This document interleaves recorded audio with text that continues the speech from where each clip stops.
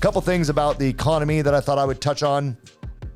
Jobless claims, we talk a lot about the unemployment numbers and, non-farm payroll numbers that come out the first of the month and so on and so forth. Everyone watches that kind of headline, if you will, and certainly it's the most important. But what's also interesting is, we look at jobless claims, and although they've been kind of vacillating up and down, staying, fairly much in a range, what hasn't been staying in a range and has definitely been trending up over time is claims. And so what that means is that although unemployment, the event of someone becoming unemployed is going up and down, the amount of people still outstanding that have not found a job is continuing to increase over time, which tells us that those people that are getting laid off, many of them are not finding new jobs. And so the ongoing claims is growing over time. Not a great sign for strength in the labor market. So that's one of those kind of secondary type of reports that you don't hear as much about, but definitely is interesting to watch. And there's no question on what direction that's moving is claims are up over time. I thought it was interesting that the Atlanta Fed, who historically has been predicting, 3 to 4% GDP, has revised their GDP expectations to negative 3%.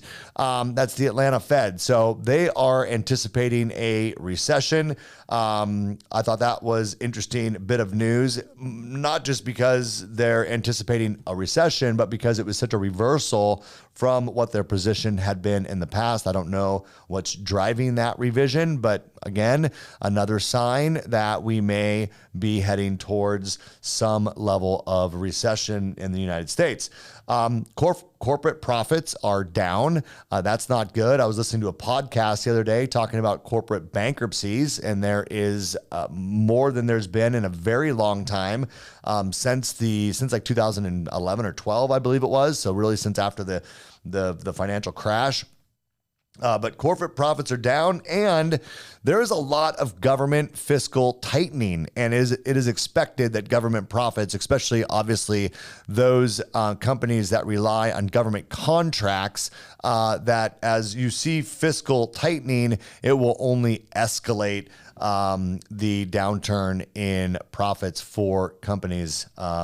Really, I would say across the board, but obviously primarily for those that rely on government contracts to keep them going. I thought it was interesting that rents are they're up slightly. If you look at the graph of rents, they really peaked just post-COVID, right? They were astronomical.